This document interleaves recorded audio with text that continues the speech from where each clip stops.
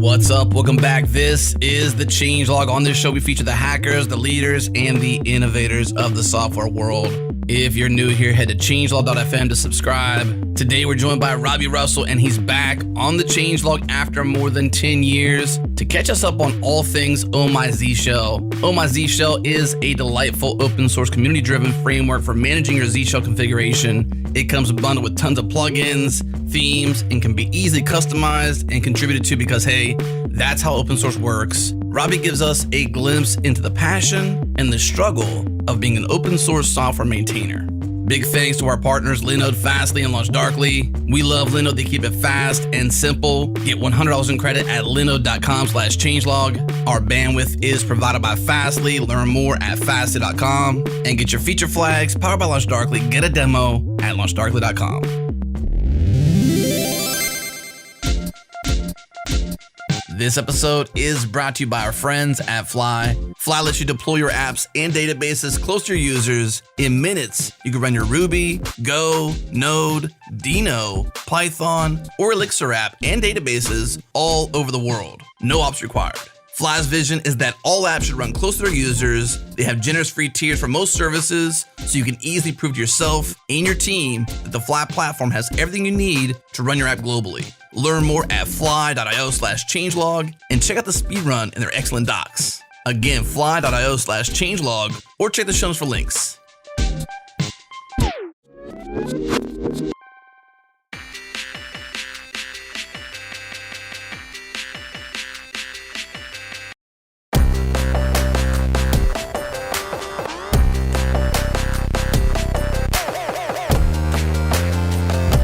Robby, this show goes back in history in two ways. One, in scheduling, and two, you were on episode 61, which is a whole different era of this show. Like, I look back at this show we've done, Jared and I, and others over the years, and it's just like, this show has like eras. You got the Win era, which was like probably around that time frame, episode 61, somewhere around there. Mm-hmm. Then you got the Kenneth Reitz and a few others, Andrew Thorpe era, which was probably 30, 40 episodes. And then Jared pretty much since then. So, I mean, like, you were back in like the earliest echelon of this show, episode 61, Oh My Zsh, Planet Argon, a lot of fun stuff. How you been? I've been good. It's been many years, 10 and a half years, I think, since that episode was recorded. I have vivid memories of it because I took 3 months to go to Paris and rent an apartment. And so I recorded that from my little apartment in Paris. So I have fond memories of that. And remember being very nervous about not having a good audio setup and also just being on the podcast in the first place. Gosh, man, I was also nervous. I was like, I use this thing. I barely know about it. And I kind of still barely know about it. But it was only like not even 2 years old at the time. So barely. Yeah, I'm glad you did the math too, because that was May 26th, 2011. That was definitely more than 10 years ago, just passed. But I mean, that's a long time ago. So I think there's a lot of different ways we could take this just to sort of forecast directions we might go. One, this is a really long project. Probably an unexpected success of a project because I remember per the early story where you just sort of did this and put it out there and it was just helpful and plugins came in and like kept growing and that kind of stuff. And then you've also got Planet Argon, which you do a lot of Ruby stuff there. So you're a Rubyist and you've got a consultancy. So there's just a lot of different angles we could take here, but you know, a maintainer for quite a while. Are you still in the maintainership part of Oh My Zsh? Or I see creator is your title on the site, but does that mean you're just no longer a maintainer at all? I do some maintaining on the project. So we have another developer, Mark, who's based in Barcelona, who does a lot of the day-to-day, week-to-week maintenance on the project. And between the two of us, we do most of it. So we do some triaging together. We'll schedule times to do some pairing together, and we'll triage issues and PRs together. And that's been something we've started doing this year, and that's been helpful for us. Otherwise, he's been for the last, I don't even know how many years now, it's been kind of taking the lead on doing a lot of the PR triage and working through that stuff. And so I'm more of the making sure that we're keeping it simple for new users. So I'm always so when there's some bigger topics or ideas for the project around changing installers or updates or with the sort of things that people need to know before they use Oh My Zshell, then I started getting involved in like, well, let's make sure we're kind of aligning that with some of my goals with the project that weren't necessarily goals when I created the project, but over time realized that like, what I really wanted to do was have this be a good entryway for people people that are maybe a little uncomfortable with working in the command line. Like they haven't done it that much. They might be new to being a software developer. So I just imagine these junior developers, junior full stack developers that are like, okay, I need to learn this thing called Git. I want to use this stuff on the command line. I need to run these commands. I don't really understand exactly. And I'm like, I want to instantly make their experience be a little bit more exciting, more friendly, something they can feel like they can customize a little bit rather than just being this blinking cursor. So I always take that into consideration when we're kind of talking about new features and new updates and ways we can take the project. And so that's part of my role. And then I interact with the community a lot, like on social media, and then participate in the discussions. And we've got a very active Discord instance and stuff that we've been using for the last few years. And in many ways, because it's been I hate to use the word popular, but it's been a lot of people use it, and it's kind of always shocking. It's like one of the fun things about open source is that you don't really know how many people are using your software project.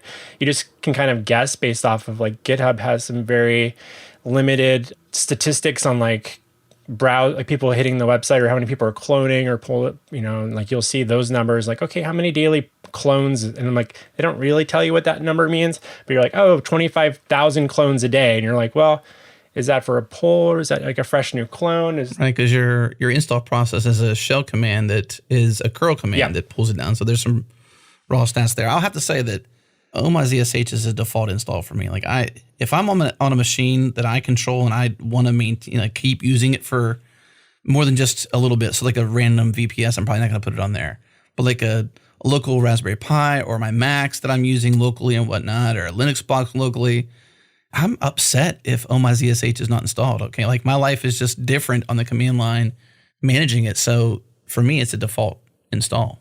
I'm so glad to hear that. It's funny because we have servers that I interact with that are using Bash, and then I never feel like I need them out there on those servers and stuff like that. But I've always thought of it more as like, this is my local environment. I want it to be kind of set up. But I know a lot of people use it in there for their server and DevOps type work, and that's great. It's not what I really envisioned for the project, but I guess that's... Well, the plugins really let you extend it, which we could talk to, because Exactly. Without going too far into it, one of the things I appreciate beyond just simply like local dev stuff is I'm doing some stuff with Docker and Docker Compose on Raspberry Pis and whatnot, or a Linux box. And so just having some of the niceties that you forget about or want to do in the plugin is just helpful. Like the command line completion stuff that's in there, or the shortcuts or aliases that come on board with enabling that plugin, which is just there.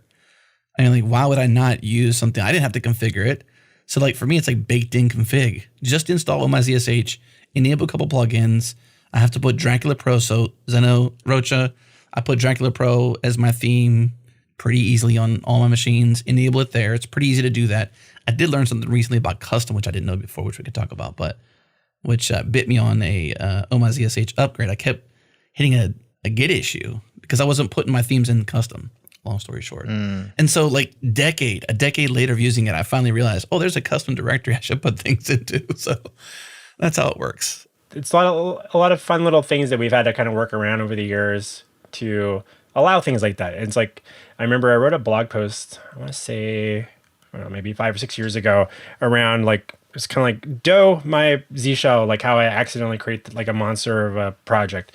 I'll include a link to you so you can share that in the show notes or whatever. But I was just talking through like so many of the things that people really like and appreciate about Oh My Zsh were never there when I first started it. It was really like, here's my handful of aliases and little shortcuts I want to use, and I want my coworkers to use it, so when we're pairing, we're all kind of on the same page. And so plugins, themes, those came in the weeks that followed after I first open sourced it. And I was like, oh, that sounds interesting. Yeah, maybe there's just an easy way to do that and just load. So it wasn't like, I've given a couple talks on this too at some like coding schools, and I was just showing them like literally like, here's like the implementation. It wasn't like, I'm not a crazy Zshell command line scripter by any means. It was more like, oh, they're like, we'll throw some things in this directory, and if you put them in here, it'll like try to find a file with that file name and then just load it, and then you get all this stuff. And it wasn't, I always kind of think of that as like, I feel like it was like the newbie way of approaching a project. And in a weird way, like so many people can appreciate it because it's also kind of simple just to interact with, but it's like behind the scenes, it's not a super complicated software project by any means, but it's been awesome to see how it's been mimicked, cloned, how people are using it in Windows machines and different operating systems. And like, there's variations of that in different platforms. And I'm just like, it's an honor. It's like even the name of the project wasn't something I intentionally thought about. I had named something else called Oh My Science, like about 2 months before. And it was just like kind of playing off the name of a different project, and that went nowhere. So it wasn't even like intentional on that front. So it's like a completely accidental thing that a lot of people know about and know me for. And outside of selling some stickers and t-shirts, it hasn't really made me any, like, the person that makes that Dracula theme probably makes way more money with that than I've ever made because of Oh My Zshell. Yeah. So outside of maybe a few clients have mentioned it here and there. We did a show with Zeno, so you can listen to that one if you want. He actually doesn't mind making money from his open source too. So that was actually the crux of that episode, was like, yes, you can make money from open source, and here's the way Zeno Rocha has done it and why he feels it's okay. As a, hey, you can do this too if you want to. I know. I keep thinking about like ways to monetize Oh My Zshell. And then I'm like, I don't want to be accountable to anyone to do anything in terms of like commercial support or anything. Although I've been recently getting requested because there's some companies that are starting, like the security teams are starting to say that they can't use Oh My Zshell. I don't know exactly why yet, but they want me to like go through these like auditing processes. I'm like, this is starting to feel like a lot of extra work to allow you to use it. So maybe there's like a corporate version of this product that allows me to at least talk to your security team to get it bypassed so that you can install it on your command line. So it's unfortunate. Package it up and license it, you know? Yeah, maybe. Why not? So let's speak to its popularity, because you said you don't like to say that it's that popular. But man, I mean, if you just look at the raw numbers, you mentioned the installs or whatever those numbers represent, 1,900 plus contributors, 300 plus plugins, 140 plus themes, 135,000 stars on GitHub, 23,000 almost forks as of this time. So, I mean, massively popular project. Now, on this podcast, it's like 50% popular because, or maybe I guess 66% because it's yours. Adam's a loyal user. I'm not even a Zshell guy. I just use Bash. So maybe tell the people who are like me, because surely there's many of us out there who just happily using Bash or maybe not using Bash. What got you into Zshell? Why did you like it more, and why was it worth building this project around? It's a good question. At the time, there was an element, and a lot of like the ideas that came in for the initial version of my Zshell were from people I knew in the Ruby on Rails community. So even some like the initial code in Oh My Zshell was probably copied and pasted from their Zshell configuration that I had copied a year or two prior to that. I think a few people like Rick Olson had shared a bunch of things with me over the years. Techno weenie. Yes, exactly. So at the time, Zshell versus Bash, Zshell just had this like really awesome auto-completion things built into it that I don't really recall being really simple to do in Bash, or if it even really existed at the time. And so it was really just like there was stuff baked into it with a couple configuration changes, and all of a sudden it was like, oh, I'm auto-completing SSH host names. We used to, my Planet Argon, part of our business used to be in hosting as well. And so we had lots of servers. And so I was doing a lot of host names and stuff like that at times. And like that was just like this really, really helpful little thing that I kind of just got out of the box. And then we started just doing some scripting there. So I think it was just more of it wasn't the default. So that was probably like this allure of being like, oh, it's something else. It's not like this default. It's like you get these extra little things, you switch over to it. Like, you know, something that other people don't.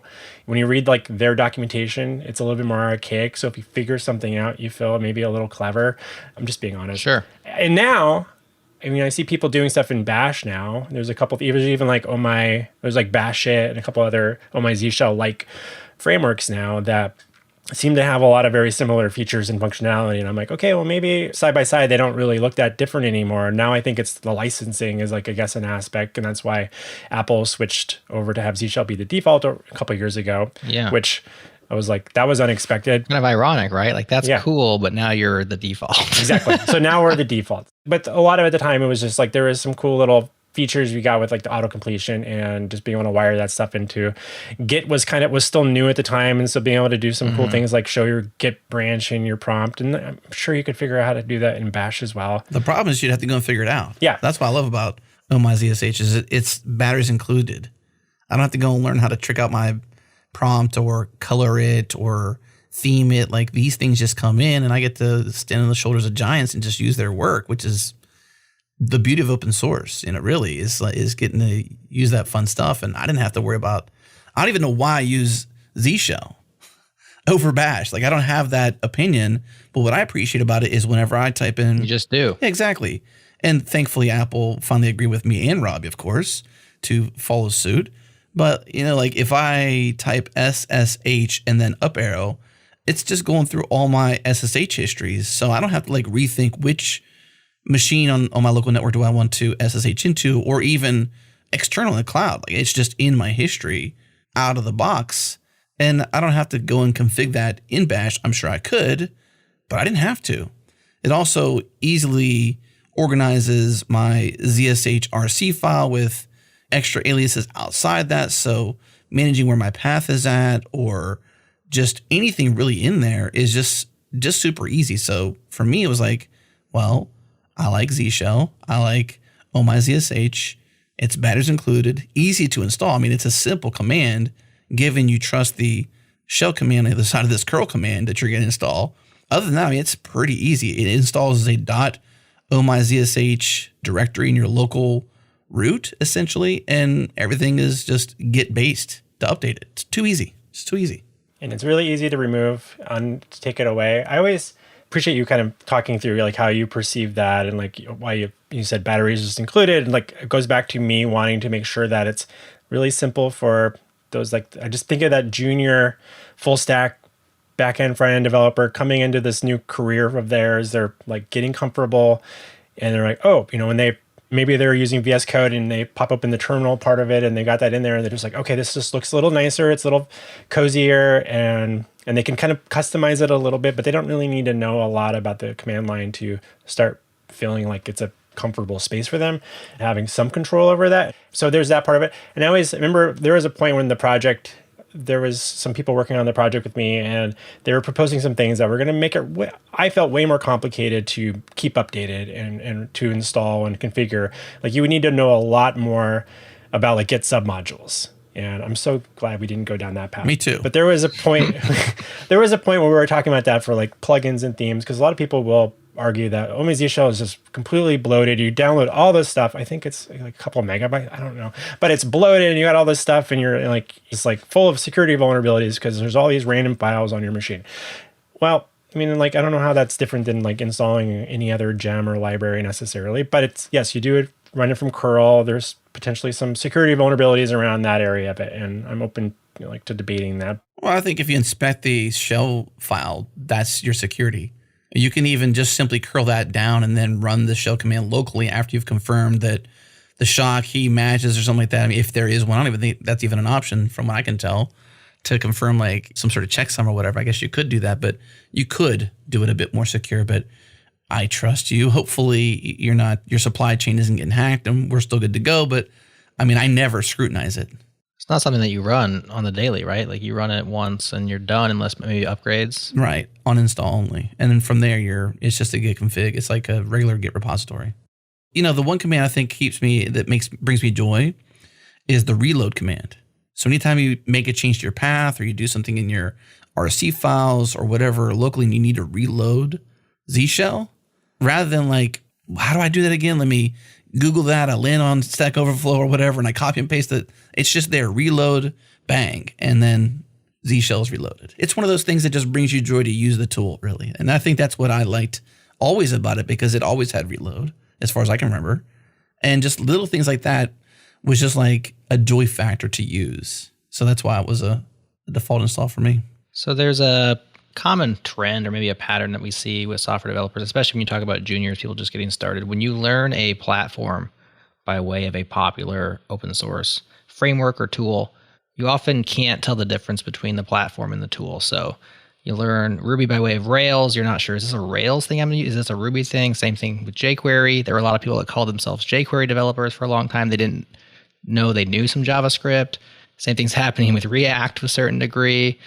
I imagine that might happen here because there's all these plugins and stuff, but I wonder if it really matters in practical use. If you know what's Zshell and what's Oh My Zshell and what's going to be there in Bash, as long as you're able to have your setup, it's probably not the same thing where you really need those underpinnings. I think when you're programming, you need to learn the underpinnings of what's Ruby and what's a Rails function. But I think probably with your environment, I don't know, Robby, what do you think? It's probably not that big of a deal.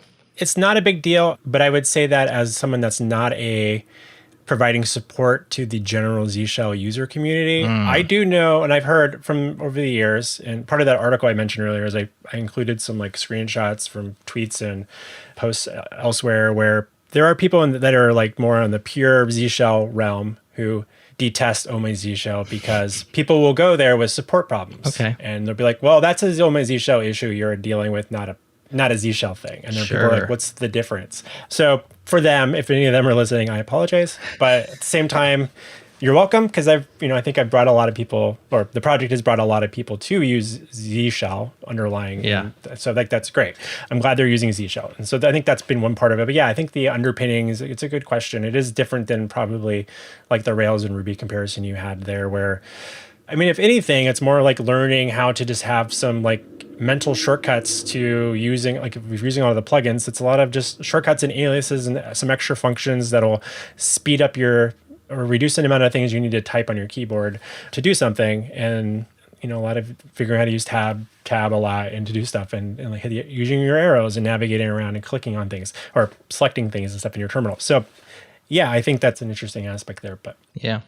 Well, here's the other aspect of it. As a Bash user, I'll say what annoys me is I'm always like, I wish I could do X. And then somebody will say, well, with Oh My Zsh, all you have to do is Y. And I'm always like, I don't care what you do over there in Oh My Zsh land. I mean, that sounds cool, but come on, help me out where I stand. We did say that a little bit in that show with Nick Genetakis where we were talking about Unix tooling. And I was like, even then I couldn't tell you, like, is this a Oh My Zsh thing or is this a Zshell thing? Is this one of the aliases I made? Right. Like the LL command, for example, which is a common thing you do when you go into a directory. Right.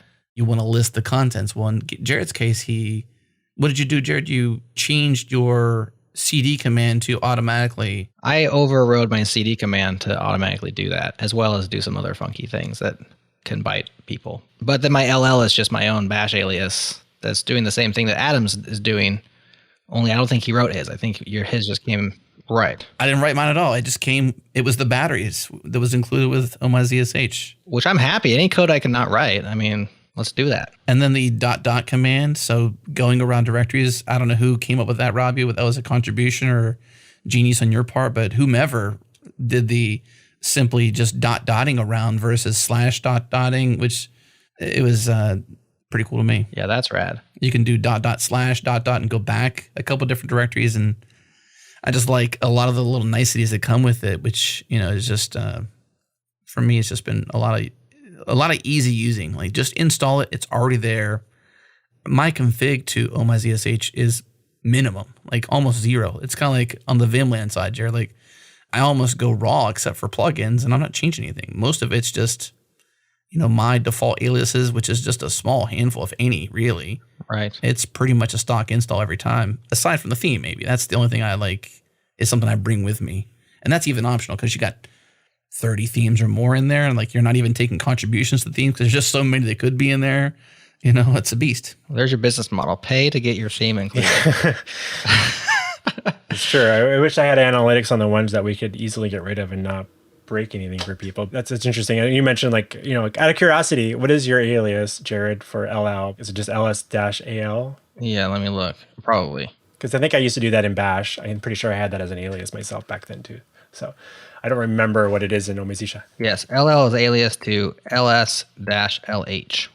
And then I have LA, and then LLD. I got a bunch of them, like by date, by file size, etc. They're just sorts. I feel like there were some Linux distributions I used to use that had like included something like that, or because I remember that was definitely something I had known before Zshell. I like using LL for things, and so that I don't know if it might have been on certain installs and they had some Bash configuration stuff on top of it. Yeah, I don't know. I'm sure it's a very common practice because everybody I talked about LL, they also have an LL of sorts. So I think maybe it's just one of those, not a cargo cult, but it's a meme maybe. People just, the idea just spreads and it's so easy to do yourself. Like it's probably the first alias you learn in Linux 101 or whatever. Probably. Well, if anyone out there knows the history of, or the origin history of LL, please share it in the comments on this episode. We would greatly appreciate that. Oh, and we could do a mashup and have the history of LL Cool J and the history of LL, one episode. Ooh. And we'll put music to it, and it'll be fun. Don't call it a comeback, Adam. Mama said, list you out. Okay, that was not good. Okay. There you go. So while we're talking FOMO, I would love to hear from you, Robby. Like, what are some of your favorite plugins and cool stuff that people do with it? Just give me some more FOMO. Like, Yeah. So, I mean, the ones that I'm primarily using are, I think it's called Auto Jump. There's two of them that do a very similar thing, but one of them is like you install another little plugin related to it, but it's like a Z command, and I can jump around to all different directories that I most frequently I'm using. So I'll be like J, like part of like a project name, and then it jumps me over to that project that I'm working on for like a client project or something. So I'm constantly hitting, it's not, I said J, right? Not Z. J. Yeah. J, like part of a client name, and it pops me over there. And that always seems to really impress the people that I'm pairing with, like other people on the team, like the other developers are like, wow, how did you do that? I'm like, oh, I just installed I have this plugin, Oh My Zsh. What's the plugin called? Just called J, or is it called Jump? So that is using Auto Jump. All one word, Auto Jump? Yep. I use stuff for like Docker and Docker Composed plugins in there. One of my other favorites is called Extract, and it just detects the type of file that you're trying to unzip or untar, or, what have you, and it just does it. oh, I like So that. just be like extract whatever the file name is, and then it'll figure that out for you. So there's some wrappers there.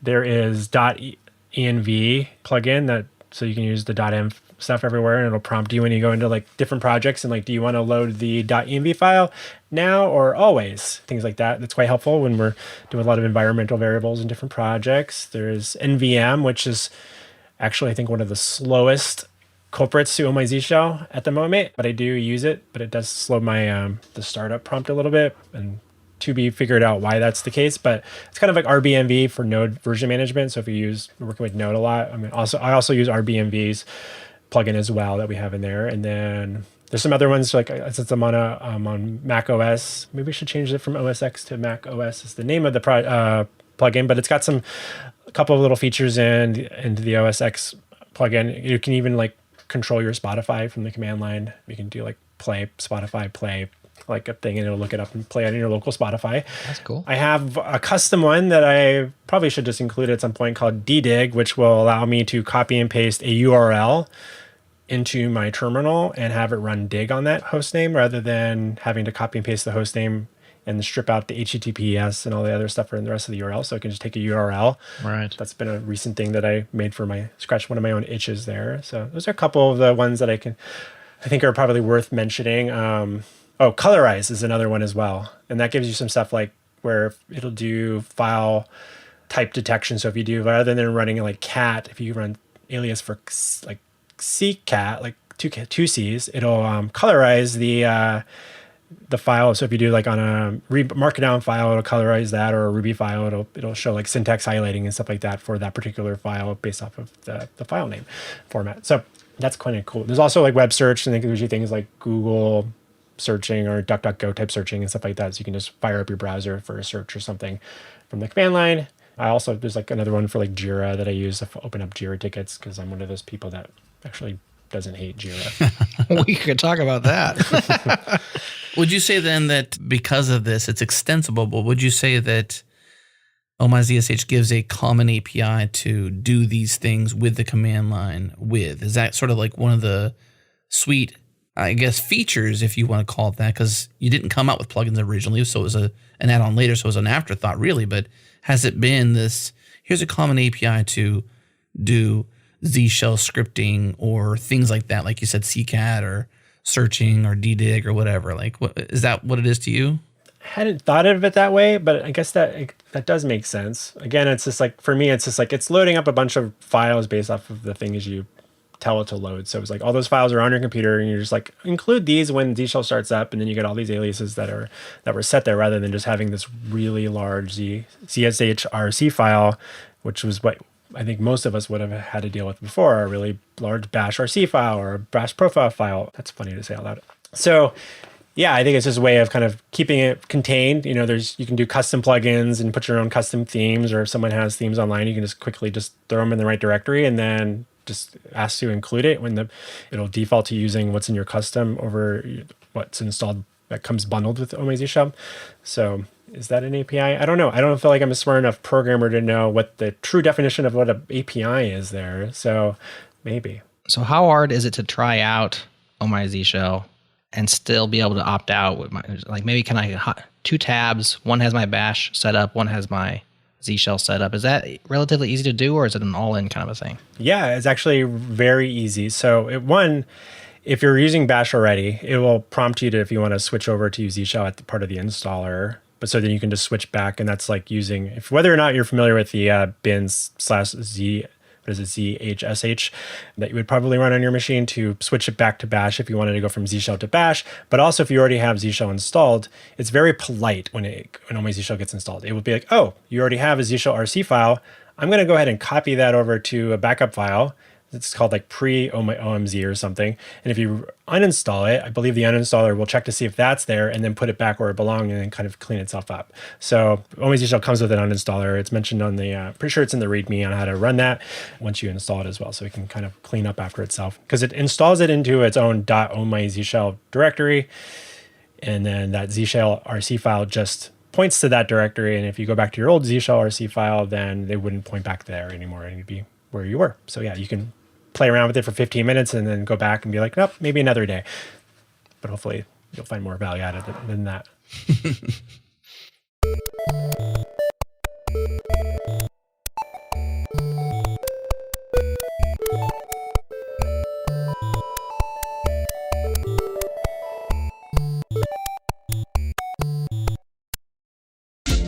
This episode is brought to you by LaunchDarkly and their upcoming Trajectory Conference. Software powers the world, and LaunchDarkly empowers all teams to deliver and control their software.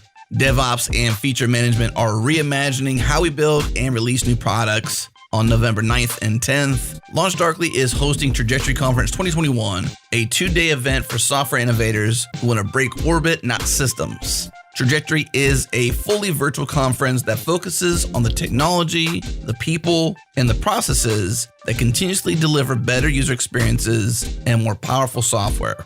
Registration is free right now at trajectoryconf.com. Again, that's trajectoryconf, CONF.com.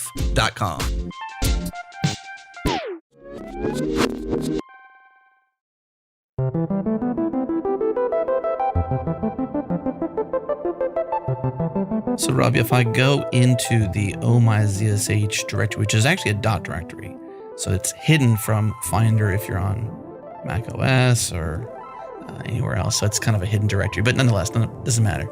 I'm in that directory because I have Oh My Zsh already installed. I just type LL, which is listing the directories. That's ls- probably your common beautiful things to make it human readable. And when I see that, I see a few directories: cache, custom, lib, log, not blog, but log, plugins, templates, themes, tools. And whenever I go into plugins, there's lots of stuff in there. In the last segment, you mentioned some things you're using. CCAT was part of Colorize, and like finding these beautiful little hidden gems inside there. Like this, to me, this project seems like it just has so much opportunity to be such a useful tool.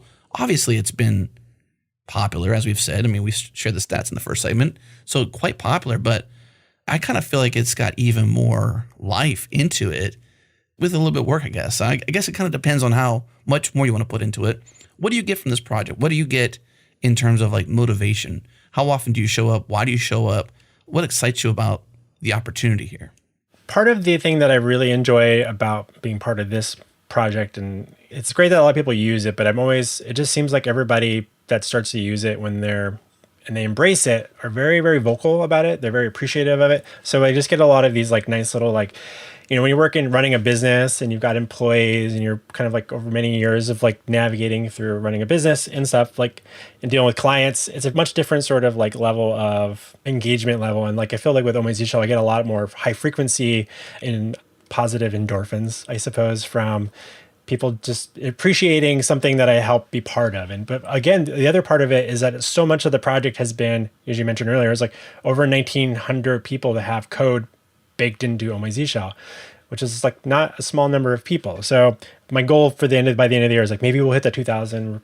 I think we'll be close. But I think just knowing to be part of a project where I don't really feel like I don't have like this huge maintenance team on the project. It's me and another person doing most of the work. I've got a handful of people that are part of our Discord to help moderate and keep those conversations going well and organizing and answering questions on there and GitHub discussions. And so there's like high volume of things happening around the project, but I really don't need to spend a lot of time thinking about the project. Maybe put a couple hours a week. I think it probably would be my average right now. And there's definitely been periods where I don't really do much on the project for a couple months, and it still goes. I always feel like it's feature complete enough in a way where everybody can keep installing it. Like anybody that's waiting on a PR to get closed right now, they already have those changes and they're probably in their own version of Oh My Zsh. If they were smart, if they know enough about Git and they can fork the project and do that, like they have what they want, but they want to share it with the rest of the community. So sometimes I might be a bottleneck, or we as maintainers and having the volume people that are submitting code changes could be a bottleneck, and like having other people know about that. But I don't feel like people are saying like, we've been waiting on this new feature for a long time. You promised us this.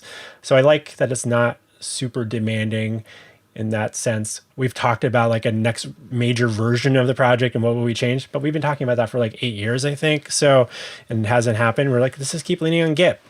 Another aspect about the project, given that there's so many people that are using it, and we have so many people following the project on Twitter and on posting about it on like their Instagram. There's people talking about it on TikTok now, and I'm like, it's just like, what? This is so weird and interesting to TikTok. What? I know people post stuff on TikTok and they're like really excited about like, look, I'm like a hacker now because I've got this cool command prompt thing on my thing, or I got it to run on my phone or whatever. And like, that's cool. So we get to see like how people are excited about showing off a screenshot of their terminal on the internet to be like, hey, look, I'm getting to this point. They're kind of showing off a little bit, maybe to their peers, family, friends, or whatever. Like, look at me in this new career. I'm becoming a hacker or whatever, a software developer. It's kind of adorable. So the other part of it is like I get to sell stickers and t-shirts and coffee mugs and things like that. And so we get almost an order a day for something. It doesn't make much money for us whatsoever, but if I go back in my history of becoming a software programmer, because I never wanted to be a software programmer, that sounded like the most boring thing when I was young to do that, because most of the time it was always introduced to like, here's a book on programming. If you write all the code in this over these few pages into this thing and you run it, then you can play this game. And I'm like, that sounds boring. I'm going to go outside and play. Like, why would I type something that someone else already wrote? I didn't understand like why that would be remotely interesting. Fast forward several years, I'm a teenager. I'm really into like punk music, and I'm making stickers, I'm printing stickers out, and I want to sell them on the internet.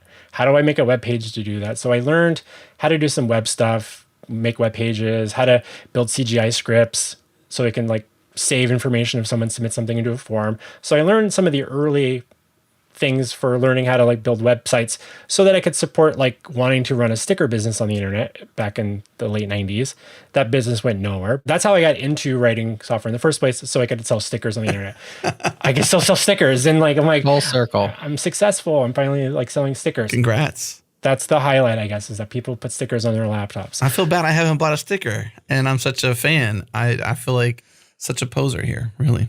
T-shirt, stickers, I got them all. We're out of coffee mugs at the moment, but they also are really heavy and break. So yeah, you can go buy some stickers or T-shirts on our website. Yeah, it's interesting the angle that you came to that to like you were against programming based on what you just said there, and that led into somehow Planet Argon, which has been going longer than this project successfully. You mentioned before doing hosting some.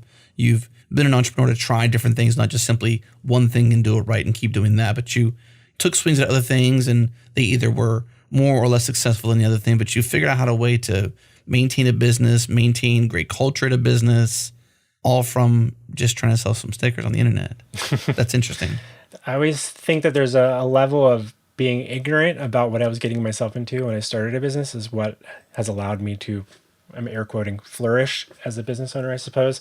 Because running a business is hard, having employees, navigating a pandemic, navigating client relationships over years, learned a lot. And so programming is a big part of that, but a lot of it is like all the relationships and things like that you're managing along the way as well. And so that's another thing about the Oh My Zsh. I'm like, I don't want more responsibility with this project. So, but I also want to make sure it's being taken care of, and we're not going to like add something that's going to wipe out 250,000 people's computers all one day because something got hacked or something. Mm-hmm. Right. Have you found, whether directly or indirectly, that your work on Oh My Zsh and your maintenance in the community and everything over the course of a decade has proven to be kind of a virtuous circle with Planet Argon? Because surely you're dedicating some resources, your own or whatever, to this, and it's a labor of love and all that, but potentially, as a person who runs a software development consultancy, it's also shows off your abilities and your how you can lead a group of people and maybe impress some folks. And have you ever gotten business from it or contacts or anything directly? I don't think we've had anyone that I can recall that was specifically like referred to us because they knew that Planet Argon was where Oh My Zsh was kind of created initially. But I've been on sales calls. I've had clients that have technical people on their team that will bring it up a conversation or two into our sales process.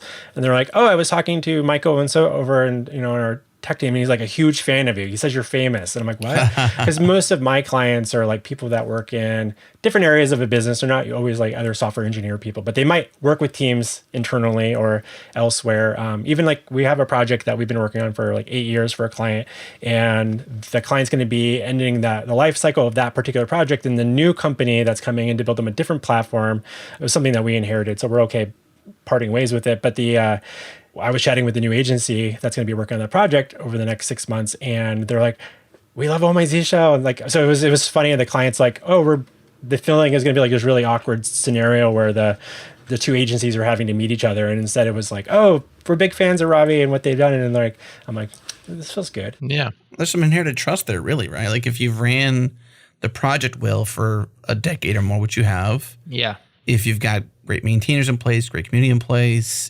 consistency there in terms of releases or support if it's needed, just anything really that kind of keeps the consistency and the trust going along with the project. I would imagine that that's inherited to Planet Argon. And I bet you if you dug further, you'd be surprised. I don't think you're looking for it. I bet you there's more juice flowing basically between the two. And so that's why I think that to dig in further with some different ideas, not so much to commercialize it, but just I think Kathy Korvik was on Ship It recently, and she talked about documentation being an API to a product. And I think the example that you share with CCAT or DDig, these are like little hidden gems inside of other plugins that I wouldn't think to enable, like Colorize. I don't know what that is. There's an awareness, there's a hidden gems within this project that people aren't aware of, and you're relying on TikTok essentially to expose. Lots of people are relying on TikTok to expose things these days. Well, you know what I mean? Like, not so much relying on, I don't mean that negatively. I mean that I know that there's an opportunity here if captured well, because ZSH or Zshell is the default on Mac OS now. It is a highly popular platform for the younger generation or the new generation into hackerdom, if that's a thing. And we always say around here that we care about the past, present, and future hackers. And so in many ways, like we sort of like don't do offensive speech on the show for many reasons, but one of the main, like if a young listener is listening to the show, we don't want them to like be turned off or have just this offensive speech all over the place, because like we want to have a place that's welcoming and open. And so I just think that there's I don't know what yet, but something tells me being a fan for so long, that there's more. This dog hunts, so to speak. There's more stuff in there. I appreciate that. There's some ideas that Mark, the other maintainer, and I have been talking about, and like kind of related to educational type content, things like of that nature, to highlight things. And it's also just trying to remember to, one of the other things I also enjoy about the project is that, because when people share articles and how to do things or share off what they're doing, I can broadcast that. They might have 20 followers, and then I'm able to retweet that to like 43,000 people on Twitter or whatever. And they're just like, oh, wow. Like, so I can amplify these people, a little bit early on in their, as they're gaining their online reputation or whatever you want to call it. That part's interesting. But yeah, like, it's interesting how, like, even just reminding myself that if I just show off some of the fundamentals again and again, and like how to do really simple things, like even just using like this last week that we're recording this, I couldn't remember how to do something in Ruby and IRB to like look up some details to figure out where a method might be defined while you're like in IRB. And I like Googled something. I'm like, oh, that's right. It's like that. And then I created a little like coding screenshot and shared that on Twitter. It's like my most liked tweet in like probably a year or two. And I was like, oh, that was just like really, that's right. I need to remind myself that a lot of these things that I take for granted, small little things, can be like brand new to a lot of people. And there's a big audience of people out there that are hungry for learning new little quick little bites of information or little tips like, oh, if I use that one CCAT thing, that's cool. Things of that nature. So it's side of just trying to like do that for the community, but there's been talks of like, working on like an ebook or something like that, or video content for people, but who has the time for all this? Yeah. Well, it depends too what you're optimizing for personally. So while there may be this opportunity, it's like, is it the right timing for you? I personally don't know that. You're on a podcast, you could share it if you want to, but I think where I would begin is like, what's the state of your personal passion? Is it simply implanted argon? Is it finding new fun things? Is like hobby things, like where this could be hobby-ish, but find ways to commercialize some of your time involved in it, or at least have some different endpoints or end games involved and putting more into it. It all depends if what you're optimizing for leads you down a path that gives more to Oh My Zshell, or it doesn't. And if it doesn't, then that's no big deal. But I think there's a lot of cool stuff happening in there that with the right plan, you'd enjoy it and you'd get some stuff from it too. I'm not sure what that stuff might be. It might be dollars, might be more opportunity for your company, might be community credibility, might be additional trust. So the next client is easier to win. You could be like, hey, by the way, I'm Robby Russell from this project. I know you installed it because everybody does because it's so popular. By the way, we win business because of that. Yeah, it's like there's a lot of opportunity there. It depends. Yeah. Thanks for the advice there. I'm going to spend some time reflecting on that. Since you asked kind of like kind of alluded to I've always kind of felt like this project, Oh My Zsh in particular, falls in maybe my top 5 or 6 things that I'm thinking about project-wise. It's like, obviously, my running a business is a pretty big one. And it's kind of, I think if my employees are listening, it's number 1, obviously, right? Maybe it's second or third. It's like play music. I'm in a band, like recording albums, stuff like that. Like that's a big part of me. I got my podcast where I just want to geek out and talk with people about long-term software maintenance challenges. And so I've got a podcast called Maintainable. You go to maintainable.fm, and it's just interviews with people that are dealing with like long-term challenges that companies and organizations face with dealing with legacy code. I'm not a greenfield application. I'm not excited by new projects, blank canvas. I like working on messy older things and making them better. And so I've been able to kind of frame that around what the type of business that we're trying to bring in at Planet Argon as well. And so that's been a good alignment. And then Oh My Zsh is just like, I guess another example of like, it's maintenance, it's long-term project. And so we haven't needed to completely scrap it. I never thought Oh My Zsh would last more than like 4 or 5 years. I'm like, there'll be better things that come along and deprecate this, or people will outgrow it. But some people just, as you said, you install it and you just keep it around, and that's pretty awesome. But so just thinking about like figuring out where Oh My Zsh fits into my priorities is an ebb and flow thing from depending on what season of my life is at. So I like that I can pick it up whenever I want to, and then I can kind of set it down for a while, and then until someone asks me to talk about it again on a podcast, or I'm like, oh yeah, I do that. That's right. It's a thing.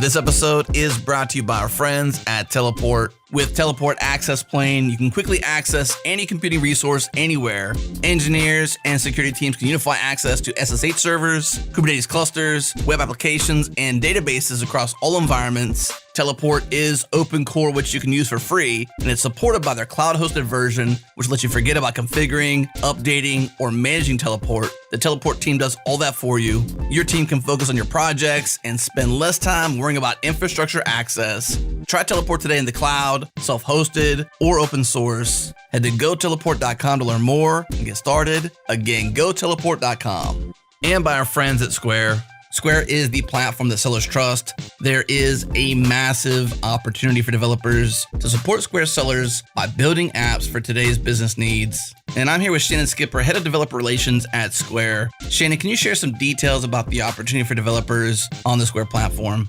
Yeah, absolutely. So we have millions of sellers who have unique needs, and Square has apps like our point of sale app, like our restaurants app, but there are so many different sellers, tuxedo shops, florists, who need specific solutions for their domain. And so we have a Node SDK written in TypeScript that allows you to access all of the backend APIs and SDKs that we use to power the billions of transactions that we do annually. And so there's this massive market of sellers who need help from developers. They either need a bespoke solution built for themselves on their own Node stack, where they are working with Square Dashboard, working with Square hardware, or with the e-com, what you see is what you get builder. And they need one more thing. They need an additional build. And then finally, we have the app marketplace where you can make a Node app and then distribute it so it can get in front of millions of sellers and be an option for them to adopt. Very cool. All right. If you want to learn more, head to developer.squareup.com to dive into the docs, APIs, SDKs, and to create your Square developer account. Start developing on the platform sellers trust.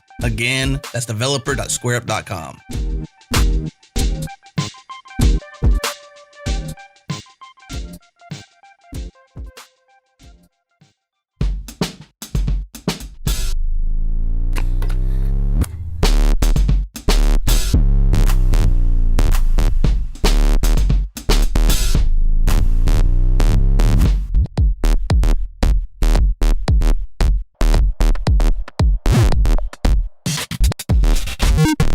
We have many open source maintainers that listen to the pod, and it's always interesting to learn from one another. You have a successful long-term project. Every project has its own warts and wrinkles and pros and cons, so they're not all the same. But you've been successful in 1,900 plus contributors. I mean, that's a major number. I hope you do get to 2,000 by the end of the year. That's a nice rounder number. Mm-hmm. But surely it hasn't all been easy and awesome the entire way. So any struggles along the way, any community problems, or how do you manage to, you have this Discord, so there's humans in there and they offend each other. Just what's gone wrong, or what have you learned over the years? Earlier you had mentioned, or we talked a little bit about like the security aspect to the project, right? And so given that everybody's installing the project through a curl command or something, I'm very cognizant, at least aware of the fact that that could be a huge point where something bad could potentially happen. So I always felt for a really long time it was my responsibility to make sure every bit of code that was ever contributed and accepted to the project had my vetting, so that if everybody's laptops get wiped out at the same time, I can be like, sorry, it was my bad, and then hide away from the internet for the rest of my life. I haven't had to go there. But for a long time, there was, we touched on like my initial time on the Changelog back in 2011, and I listened to that again recently, but I had made a point about saying, like, I try to keep the number of open pull requests under 100.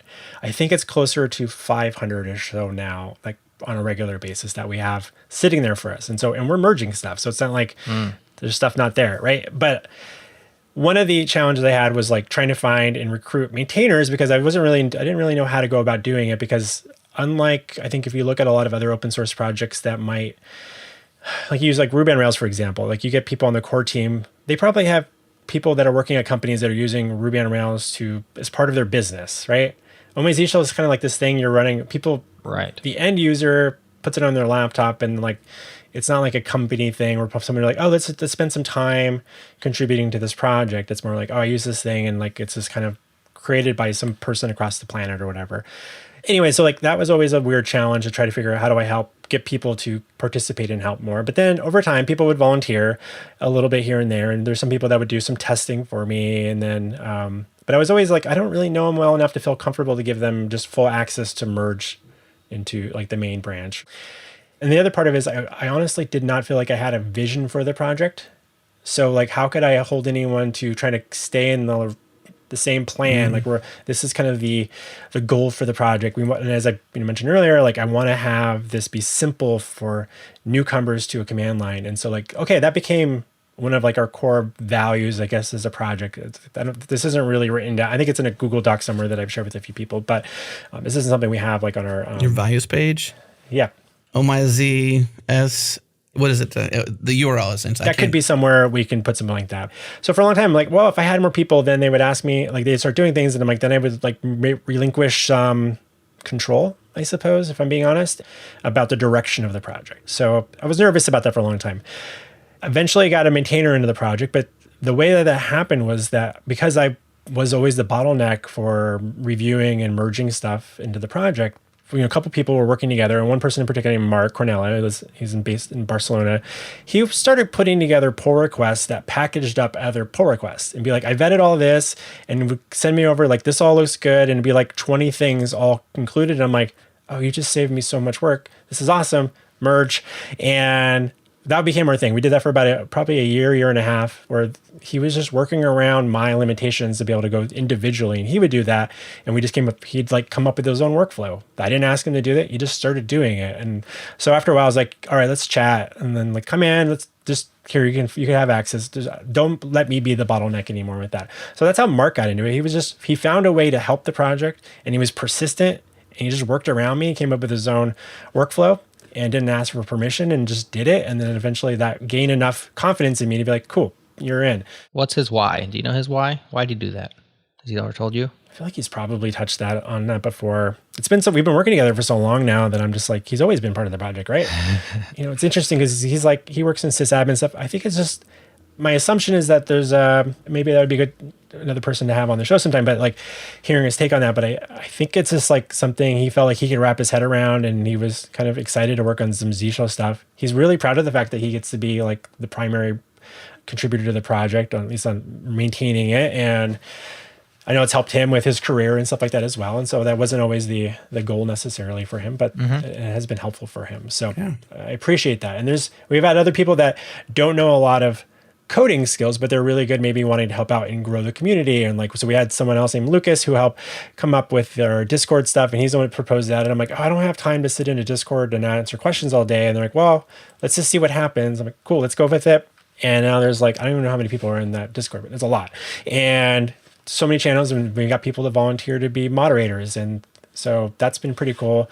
I don't know if you're familiar with Orbit, the software project, orbit.love. And Nope. I got access to it almost a year ago to start watching the community, which across Discord, Twitter, GitHub, and just seeing who's becoming part of the community through that. And so I've been able to identify certain people to reach out and like start asking questions, because like, hey, would you like to contribute more? I've noticed you've contributed to like 15 different PRs you've reviewed. Like, that's pretty awesome. Would you like maybe help contribute more? But also in parallel to running a business, has been very mindful about trying to make sure that we're building a diverse team. So I've got plenty of cis white males that are happy to volunteer their time to work on the project. And I'm like, okay, maybe we can bring a couple more people into the project, but I would really like to like expand that out and like have women be contributing and people of color be contributing. And I want to like bring in a more diverse group for that maintainer group. And so that's been another weird thing that I've been trying to navigate, because of like, there's definitely people offering, but I'm like, I want to have a more intentional plan for that. And so that's not been something I can necessarily prioritize a lot of thought and like energy outside of like reaching out to our newsletter groups and stuff like that, just to try to find those people and help them become part of that world. But it's just one of those things that I'm trying to think about when it comes to open source, because I don't want our project to turn into just another really male dominated project. And not that it's not already, I think in that capacity. So I want to be intentional there. So, yeah, that's tough, because when you have somebody standing in front of you willing to help, and it's like, that's a tough no to receive, or maybe it's just silence. I'm not sure what that manifests as, but I get the struggle there on both sides. What about the vision? How close would you say you are to the vision now? Do you think you have a clarity? Because the reason I ask that question is often to lead, to be followed as a leader, it takes some awareness of the vision so that you can cast that and inspire a direction. People follow you because you have a direction. And sometimes that begins with clarity on where you want to go or what you're trying to do with it. So that's kind of like back to that, what are you optimizing for? Because we'll never really answer that. I'm not asking you to answer it here on the show, because I'm sure it's more deep than just simply, hey, thought about this on the podcast, here it is. But that's sometimes the struggle with what you're dealing with is the clarity around vision and how you can lead. Because if you're not clear on that, what you're optimizing for personally, Jared asked about Mark's why. If you don't have your why clear, it's going to be hard for you to cast that vision. And just by inertia, have people follow you. And I think part of diversifying your maintainership too is sort of baked into that hidden gem stuff. Like if you spoke more into different areas where it's not just cis white men or men dominated circles, if you spoke more into those places and extended an invitation, you'd probably get some followers in that regard. That's true. I think we have a very diverse user group. I think that's just part of like just seeing how the software developer and engineering community is evolving and growing over the last several years. And that's been good. So there's definitely a large, more diverse user group, seemingly based off some of the data that I can find using like Orbit as an example there. And I can say that from like, even just from stickers and t-shirt orders and stuff like that. We keep a lot of t-shirts in stock for women sizes, and they're being purchased. And so that's great. But I think there's a difference between using the project and wanting to contribute to become like a maintainer of something. Because a lot of the people that are using the project, they're working in different technologies. They're not probably wanting to program in a shell command line environment. That's not like the thing that's maybe exciting and motivating them. So it comes back to the values thing. Like personally, a couple of years ago, I had kind of gone through this exercise of trying to navigate, like, what is my big why? What's my big goal in life? And I was like, I kind of turned around to being just the simplest way is just like, I feel like I have a lot of opportunities open up for me, and my goal is to open up opportunities for other people as much as I possibly can. And so something like Oh My Zsh, I feel like is like helping being a small part of someone's journey as a software engineer, especially again, trying to make this simple and cozy and friendly, and most importantly, delightful for people new to command line experience and just wanted to be part of their developer tool set. When I see Oh My Zsh is ranked in people's like top 5 developer tools, I'm like, that's such a great honor to be part of such a list or something like that. So just want to keep the energy there friendly. I think that reflected is our social media content that we produce. It's always trying to be fun, delightful. When you have an audience like that, I can make up the weirdest tweets and have a lot of people engage with things that don't have anything to do with anything. And I like the experimenting. I think maybe in social open source marketing, I think is like probably a thing that I find myself being like a benefit of getting to work in this project. I get to experiment with a much larger audience than I would be able to just as like a Ruby on Rails developer, what I focus on most of the rest of my life. So I have this idea that I don't know if it exists out there or not, but this idea of tour of duty, essentially. One, to define what a maintainer is for your project. I think generally there's a definition for open source software maintainer. And I think that can be intimidating to someone who's never done that before, but quite capable. And I think there's two sort of ideas I think could be deployed by you and tried out. One, define what a maintainer is of Oh My Zsh, what that person might do. It might be Mark, where you sort of just vet some pull requests, make a single pull request, and that's one thing. Or it could be help out with PRs, just commenting. A maintainer doesn't have to be somebody who literally maintains the code. It could be just simply like the similar terminology you might use for an employee. You don't have to be the senior director. You could just simply be an individual contributor. So they're still both employees, and you still have input and value that you add, but maybe define what maintainership might be for your project. And then two, it might get easier to say yes to it if you shorten the time frame. Give me a month or two of being this. And if you like it, you can keep doing it, but a tour of duty. Every 3 months, we'll revisit your time here. If you want to leave or you want to depart, and for whatever your reasons are, help me find somebody else if you don't mind, but give some parameters to what the yes is. Because sometimes the yes is not there because what it is not clearly defined. And it's kind of spooky and scary because, hey, it's Halloween, but at least this time frame. But that's totally off the bat. This is October, by the way. But it's a little spooky and scary because you're like, I don't know what I'm saying yes to. Am I a maintainer? I got imposter syndrome everywhere, basically sprinkled on me. So like, I say no to most things, not me, but just saying this person might say that. So if you can sort of like remove some of that opportunity for imposter syndrome and say, you know what, you do belong here. Here's what I asked for maintainers. Here's some different maintainer types. Here's maybe a tour of duty idea. And it's a little easier to say yes. And you might get more yeses than you think. Very timely. I literally got an email like 36 hours ago from someone, and I've been like, how do I respond to this offer to help in some capacity? And I think you're right though. Is one of the challenges is like, Mark and I have our workflow that we've been working with. I'm like, who has the time to like introduce another person into that mysterious thing that just has evolved between him and I, right? And so it's like, cool, let me throw you into the deep end. And I'm like, I don't really know what you should focus on first, but you make a good point there. And that does seem like something I should spend definitely some more time thinking through and with Mark to come up with like a plan for something like that. So we try to find like, here's the types of issues or things that would be really helpful to get testers out on, and we label things like that, but occasionally we'll put out a call to get some assistance there, but there's not necessarily a lot of follow-up like, okay, cool, you did that, maybe next time you can do something a little bit more or something that's interesting. Definitely not saying it's easy. The burden of being a maintainer, or even the creator and leader of, which are like sort of maintainer because you maintain the maintainers, it's definitely a burden. So I have complete empathy, but we're here to say you can do it. And I think there's one lesson I learned elsewhere that sort of is a parallel to some degree, is this idea of career capital. And this is why I feel so strongly about what you can do with Oh My Zshell, because there's this idea that throughout your career, in any career really, you gain some capital in terms of like what you can do. And when you switch jobs, you change jobs or whatever, you don't want to ruin that by going from being a lawyer to a software developer or vice versa. Maybe that works for some people, but there's this idea of career capital that you can leverage it.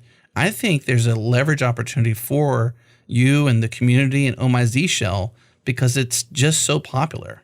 And I think if you look hard enough, you'll find how you can leverage it in a good way, in the positive ways, of course, you know, the positive sides of leveraging things that matches with what you're trying to optimize for, what the community could need and use, and you might be a great on-ramp to somebody's future in open source. So I think there's just a lot of opportunity here. I don't know exactly what it is, but it's this idea of career capital. So there's a lot of equity built up into this community.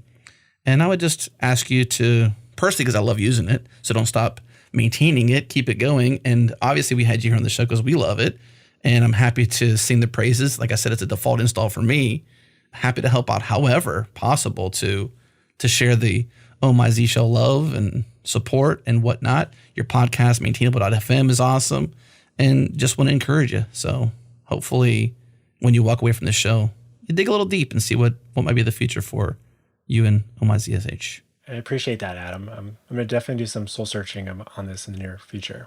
Anything in closing? Anything left unsaid for you, for the community, for the Ruby on Rails community that you're deeply involved in? Anything like, you got the ear of hackers out there. What would you want to say to them? Anything left? I just want to remind people that there's this interesting thing in our phenomenon, I think, in our industry where most people are excited to work on new things early in their career. And I think there is an underappreciation for most people. When you graduate from a boot camp or go to coding school, your first job is probably not going to be working on a brand new application. You're probably going to get hired by a company that has existing software that's been around for a while. And that means it's been successful because it's gotten to that point. One of the things I would, since I have a little bit of airtime with the audience, is just to think about being cautious around pitching, throwing out the idea of like, let's rewrite things. I'm a big advocate against pushing back on the big rewrite. And because if you can't figure out how to get good at refactoring your code, rebuilding the whole thing from scratch might sound nice, but probably 95% of the time is, I'm just throwing out a number, it's going to be a bad decision for you and the team that you're working on. You got to work on those skills on how to like get in, debug, and work on existing software projects. Like that's, in my opinion, the job of a software engineer. It's not to build new stuff all the time. It's to take care of the stuff that we've already been building and keep evolving it, because we don't do that with like housing that often. We don't just plow the whole thing down and build it. You evolve things, you reinvest things, you take advantage of what's there. Cities are all formed off of layers and layers of many generations of people living there. And that's similar with software code. It's because it's software, we think we can just throw it out and replace it all the time. And I think that's very, very short-sighted. And I'm not saying that because I just make a career now out of just taking care of old Ruby on Rails applications. But that's what I do. But there is an aspect of, like I mentioned earlier, I'm not excited by like the blank canvas. It's very daunting to me. I'd rather just jump in and work on stuff that's already working and like help make it better and refine it and improve upon it. And I think that's a big part of our job that I would like to see more people coming in the industry understand and be told that that's going to be part of the job. I've met a lot of engineers that are like, I'm going to go work at another company because I don't get to work with new stuff enough, like the brand new shiny stuff. And I'm like, who does? Like in 5 years, that's going to be old. And then you need to learn how to build those skills up sooner than later. So whatever, there's a lot of ways to do that. There's a lot of literature and great speakers on those topics, but you're a great speaker. Yeah. And I speak with some of those people on the podcast. I like your show. That got a lot of great content on there, a lot of great guests on there speaking very specifically about their woes. Kent C. Daw I saw on the list. DHH was on your list recently. So I encourage people to check it out. Maintainable, which is an awesome podcast name, maintainable.fm. Robby, thank you so much for sharing all you have today. Thank you for open sourcing Oh My Zshell and sharing it with the world, and then being open to grow it into what it is now. I look forward to your future with it and what more might come from it.